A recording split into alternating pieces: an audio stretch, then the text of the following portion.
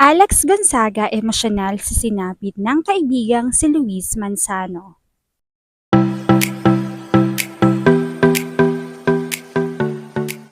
Isang nakakalungkot na balita ang sumambulat sa mga fans ng pamilya Manzano dahil sa sinapit ng TV host actor na si Luis Manzano.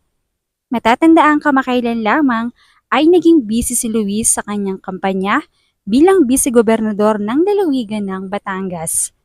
Maraming oras ang ginugol niya upang maipanalo ang kandidatura nito at makapaglingkod sa bayan. Subalit nabigo nga ito. Labis ang lungkot na nararamdaman ng pamilya Manzano.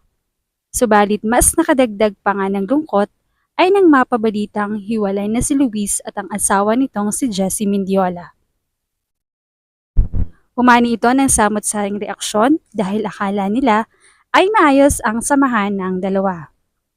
Ayon nga sa aming source, ay napag-alaman na mayroong babae si Luis kaya naman agad itong hiniwalayan ni Jessie.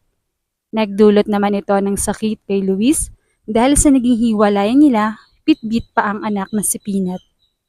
Halos hindi makakain si Luis, maging ang mga magulang nitong si Vilma Santos at Edo Manzano ay apektado rin. Kaya naman, alalang-alalang mga ito sa kalagayan ng anak. Napabalita ang kritikalang kalagayan ni Luis matapos nitong manghina dahil hindi makakain at sa depresyon. Kaya naman, nito lamang ay humarap sa kamera ang matalik na kaibigan nito na si Alex Gonzaga. Emosyonal nitong idinetalye ang nangyari kay Luis. Isang araw na lamang daw ay nanghina si Luis. Hindi na ito makakain at hindi na makatulog sa kaiisip sa sinapit ng kanyang pamilya.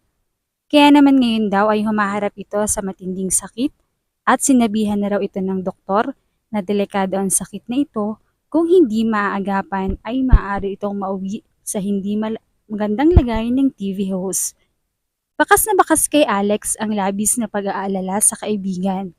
Alam daw niyang mabuting tao si Luis at ang mga paratang sa TV host ay walang katotohanan. Humihingi naman ng panalangin ang TV host vlogger na si Alex na sana raw ay malampasan ito ni Luis.